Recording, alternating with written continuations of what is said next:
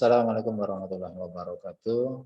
Baik, sampai jumpa kembali dengan informatika kelas 8. Di bab 2 ini kita sudah mempelajari tentang algoritma.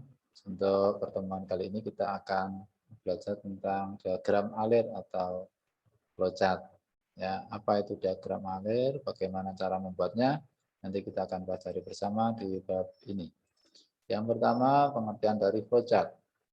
Flowchart adalah penggambaran secara grafik dari tahapan penyelesaian suatu masalah yang terdiri dari sekumpulan simbol, di mana masing-masing simbol merepresentasikan, mewakili suatu kegiatan tertentu. Nanti kamu akan lihat simbolnya apa, kemudian kegiatan-kegiatan yang diwakili dari simbol-simbol itu apa. Flowchart juga bisa diartikan suatu bagan dengan simbol-simbol tertentu yang menggambarkan urutan proses hubungan antara suatu proses dengan proses yang lain pada suatu program. Ini kalau di pemrograman ya. Berikutnya, flowchart suatu diagram yang digunakan untuk menjelaskan algoritma. Jadi kalau algoritma berupa tulisan, kalau flowchart berupa diagram, itu bedanya. Tapi yang ingin dijelaskan sama ya. Yang ingin dijelaskan adalah urutan penyelesaian suatu masalah.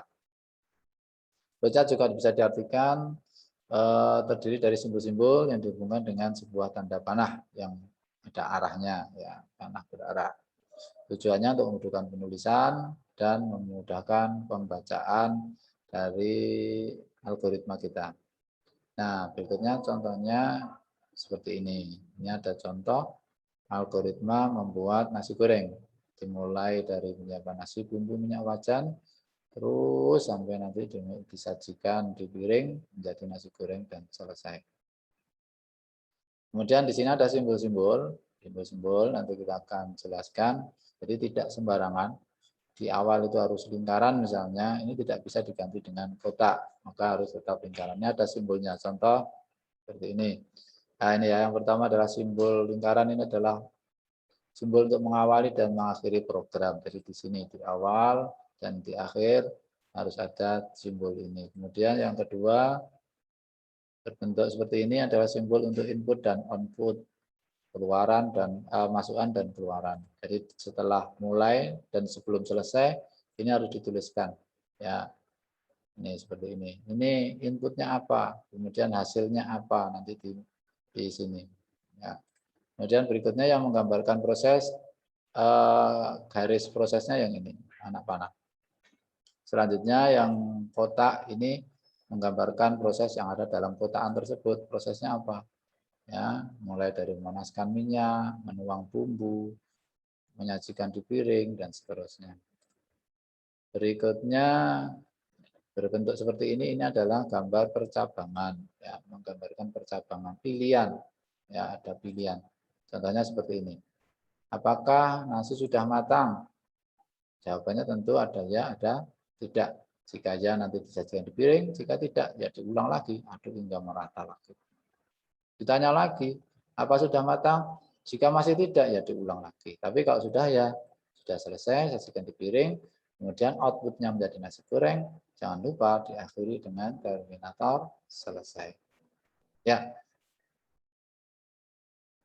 demikian untuk flowchart kali ini. Nah, tugas kamu nanti membuat flowchart dari algoritma yang sudah dibuat di pertemuan sebelumnya ya. Kalau sebelumnya sudah membuat algoritma dari mulai bangun pagi sampai belajar materi dari sekolah, umpamanya ya itu dituliskan urutannya menjadi simbol-simbol seperti ini, jadi tidak ngarang ya, ada simbol-simbolnya.